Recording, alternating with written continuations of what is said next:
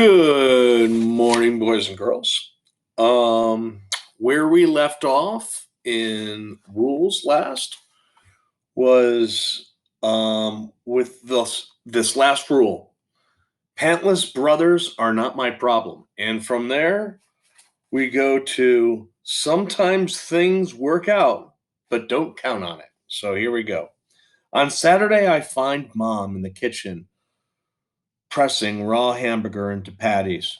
I was thinking we should invite the new neighbors to our barbecue, she says.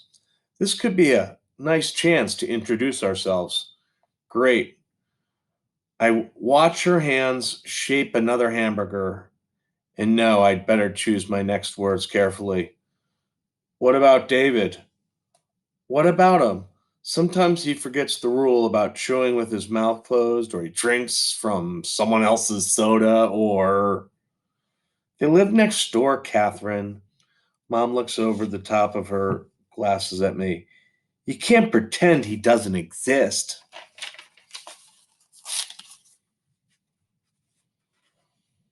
I trace a line on the linoleum with my toe. I know, but it's hard enough to make new friends without worrying he'll do something embarrassing. I just want it to be nice today. A fun cookout with nothing going wrong. Dad and I'll watch him. That's actually the worst possible answer. It's only a teeny step from both parents watching to neither watching, each thinking the other's in charge. Maybe you could make a schedule and take turns. We'll both watch them. She pounds the hamburger with her palm. Why don't you run over and invite the neighbors now? So I'll know how many to prepare for. What time should I say? Tell them lunch will be at 1, though they're welcome to come early. She tears wax paper from the roll and covers the layer of burgers. Heading for the hallway, I remember what I came into the kitchen to ask. Can we go to the mall later? I need some new colored pencils. My crimson and indigo are only 2 inches long now, and I'd love more greens. Maybe you could earn them by doing extra babysitting. I grit my teeth to keep from snapping. If David wanted them, you'd buy them, but there's no point because I'd already know the answer. That's different. She's right. It is different, and here's how. Everyone expects a tiny bit from him and a huge lot from me. In the hallway, I bounce between worrying things could go wrong. What if David spills something on his shorts and takes them off in front of everyone? And hoping things go right, the girl next door might really like me. Before I open the front door, I close my eyes. Just this once, let it be okay.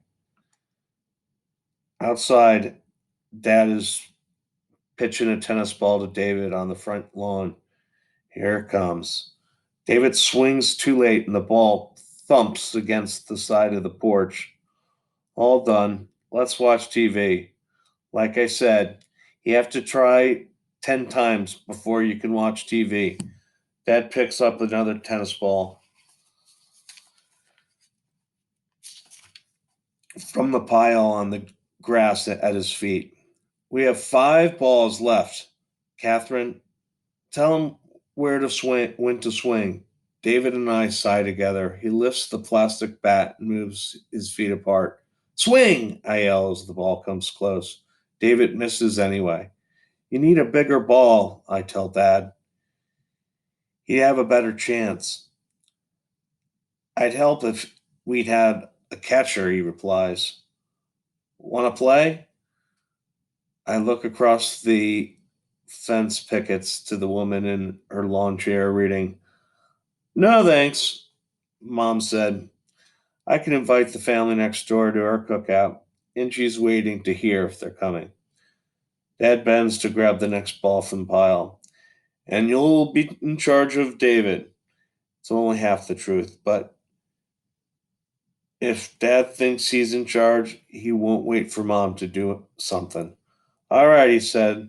Elbows up. Get ready to swing, David. Walking to the fence, I noticed the woman is younger than Mom, with short brown hair and sunglasses. So dark I can see her eyes. Excuse me. She sets her paper back face down on the lap. Hello? Hi, I live next door. I cringe at how stupid I sound.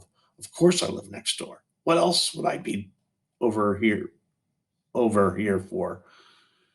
She smiles. Oh, my daughter Christy will be excited to meet you.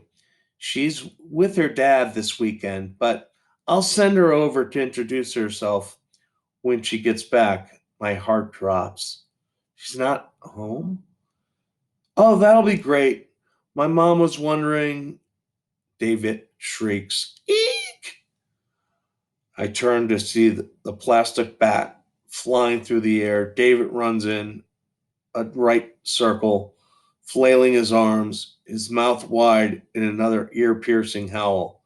His mom dashes down the porch steps. Dad calls to her, It's all right. It's just a bee.